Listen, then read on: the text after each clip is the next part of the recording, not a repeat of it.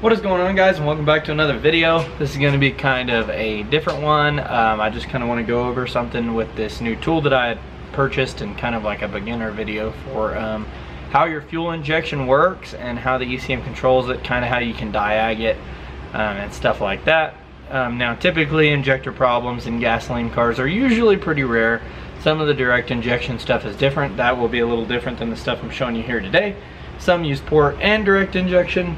You have throttle body injection, which is usually just like basically imagine an empty carburetor with 2 butterflies or 4 butterflies with 4 of these fuel injectors in it. That would be throttle body injection, as well as some have like spider injection, which is like tubes that go to each cylinder or each port. But today we'll just be talking about your normal port injector, but it also kind of can work in, you know, like a throttle body situation or depending on the application. So here is a fuel injector. It is a buddy of mine's. He's brought me 8 of these to clean and stuff and flow test. These are out of an LS1 Camaro, I think like an 0203 or something like that. So they're just like a normal LS57 injector. These are pretty much as simple as a fuel injector can be. They look a little different than like your race injectors, which I really can't, well, I can show you a couple. These are going on a supercharged Corvette. They are kind of small, and you think, man, this is like 3 times as powerful as this, but it all has to do with not only the feed opening, see a huge difference in there, as well as, and I mean really this port on this one is super small. It just looks kind of big because it's black. And also the tip, but do you see those 4 little dots? Now I want you to look at this. Let me show you this. Okay, now you can kind of see this, how the injector has basically a little disc. That's all these have. These are Fuel Injector Clinic 1000 cc injectors.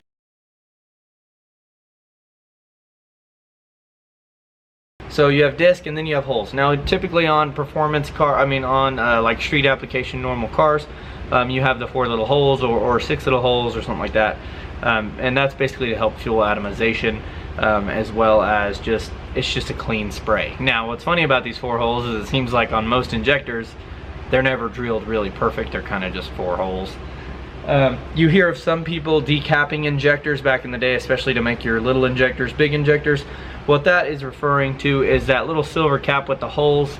You can actually grind off the outer edge here, and then you can actually decap that injector.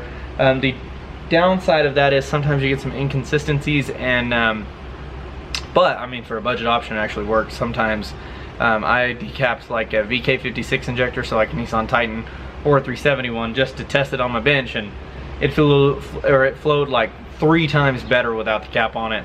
How consistent would that be if you did all 6? I don't know. It was a lot of work, but it saves you. I mean, like these guys are typically $600 to $800, sometimes $1,000 for 6 or 8 of them, or however many you need.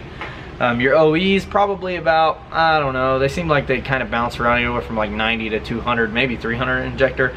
When you get into direct injection or diesel injection, you're talking about maybe like 900 per nozzle or injector. In that case, a lot of times the term changes, but they're pretty cool and they're pretty smart little dudes. And like I said, these guys basically will last a long time. The downside is a lot of these cars do not have replaceable fuel filters. A lot of times they're on the pumps of the newer ones, so is the fuel pressure regulator and all that stuff. So a lot of times what you get is, you know, it doesn't take a lot to clog up that little bitty tip, which is kind of a situation that I'm going to show you here. My diagram is kind of bad, okay, but basically you have a fuel injector, pretty much, right? There's more parts to this, but you can just look up fuel injector diagram. So you have your high fuel pressure going in here. In this case it would be, usually they're about from 40 to 60 psi on some of the stuff, like the newer stuff. Some of them run even closer to 70. Sorry about this white line, I need to get some lights figured out in here.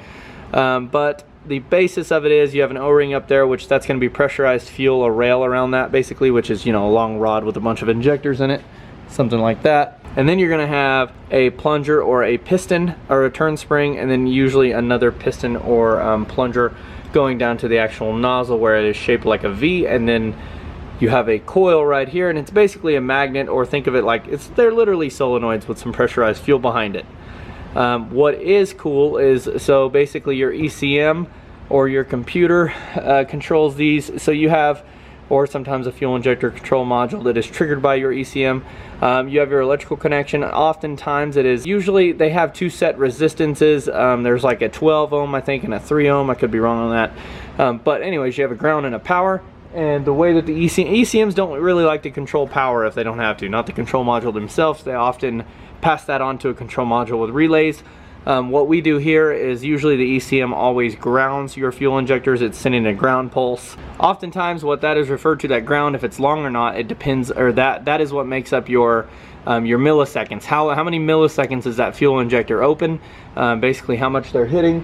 When you hear about people that say like they're on the dyno and their injectors were at 97%, you know, that means that they're basically wide open at full open throttle. They can't do any more unless you start playing with high fuel pressure, which again in the low end often makes your car run kind of crappy. So a lot of times that's not a thing you do. Some have these little discs, most of them, that's the cap that I'm referring to.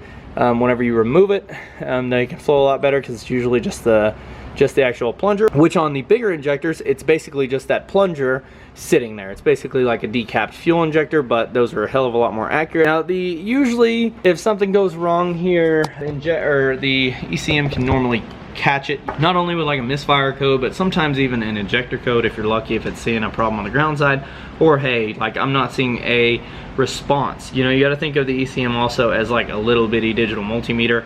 It knows exactly what it's doing, typically. Now just remember that people did make that computer, and we did design what is inside of there, and sometimes things happen, and that's just literally the way that it is. Okay, here's a good one. One thing that often happens is, and the reason some people don't know or don't understand the principle behind, whenever you have a boosted application that maybe used to not be boosted, or you have a carburetor even in this sense.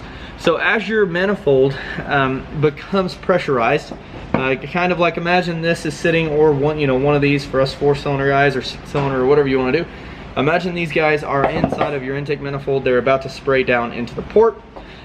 If you have 50 pounds of fuel pressure, you're running 30 pounds of boost, you essentially only have 20 pounds of fuel pressure, or say you're running 20 pounds of boost, you only have 30 pounds of fuel pressure. That causes a problem. Injectors do not flow at their rated flow at that fuel pressure. So what you do is you give it a fuel pressure regulator, which is usually just has a vacuum line going to it that sees boost, because obviously it's pressurized with the manifold, all one thing. And that adds that 20 psi into the fuel pressure, onto the diaphragm, allowing the fuel pressure to be bumped up that 20 psi, and then you don't run into this issue where, hey, I'm short on fuel. You know what I mean? So that's something. And then with carbureted applications, usually the same thing. They're usually only about like 4 to 7 psi or something. They put on a boost, I believe it's regulated by vacuum, or they have a word for it. And it's the same thing. So it just is bumping up some fuel pressure to help keep the bowls full, because if not, you start sending fuel pressure the opposite way. That's also getting into a part of this video. We're going to try to do something to a fuel injector that is damaged, that's not really recommended, but hey, it's messed up and we really can't, you can't really save it at this point. So let me just show you what these guys are doing. So just remember that these are stock LS1 injectors. We'll turn this machine on here. And again, this light makes this really hard to do. Alright, so I'm going to go ahead and I've already done a lot of these, or a lot of this, and we're going to go to a high speed test, okay? Do you see the issue? God, is it hard to tell. And see, flowing really good in the center, really good, really good. See, this one, it's hard to tell, barely doing anything. You can really see the difference in the amounts of fuel. If I stop the machine, these are doing great, kind of crappy, really bad. This one's almost not spraying at all. It's just really hard for you to see. Now, I've already ultrasonically cleaned these, pulsed them, as well as heated them up in a bath full of fluid while pulsing them, and I did that for about 20 minutes. Literally has not changed. Now, what I don't know if it's possible or not, but I would love to put this injector upside down and see if maybe that would help backflow it. Kind of like what I'm saying happens under a boosted application where it's pushing the fuel back. I want to see if we can do that and maybe get whatever's stuck in this fuel injector, maybe get it out. Let me get this fuel injector. Let me see if that's even possible to do. Again, could be a bad thing, but I mean, what are we going to break? a stock fuel injector. So we're at no pressure on our rail. And again, this may not work at all, but we don't have anything to really lose. Backflowing, it's either really going to hurt it, or it's not going to really care, or I won't be able to plug it in and it's not going to do anything. So, yeah, I don't think we're actually going to be able to plug it in. Let me see if I can make something work with this one too. This might not do anything. Holding about 30 psi, so I trust it enough, I guess. I probably will do it at really low psi though. I don't want to chance that thing coming off and getting this in my eye, and I don't have my goggles on. We'll just go on medium, and I'm going to hold this on there. I mean, it's definitely pulsing it. Not that much is flying out, obviously. A little higher pressure there. Backflowing for science. As you can see, it's just dribbling opposed to all of this. Again, is it doing anything? That's really hard to say. I say flip it now over, but I've proven, and we've proven already, and we know this from experience, that you can definitely backflow one. And if fuel can do that, then air, our other favorite fluid, can also do that. Doesn't really hurt it at all. Again, I'm not really sure why it would. This one's probably going to show a little more, but let's just see if it sprays a little better. It's actually way freaking better. I don't know if you can see it, and that's probably loud as hell. It's making a spray. Again, that one already had some fuel. The drain is closed right now, and then we will go on high volume because that's almost running them wide open. Again, it's looking okay. Sorry about the noise. It's still low, but it's showing, that's showing significantly more hope than it was. So one of my other favorite tests on this machine is the acceleration test, and that is going to pulse it, and slowly as this pulse injector time goes down, and there's our pulse width, that's what I meant earlier, as it grounds at our pulse width, I'm sorry, it's going to start speeding up. Like if you're getting on the gas, you're going to get on it, get on it, get on it.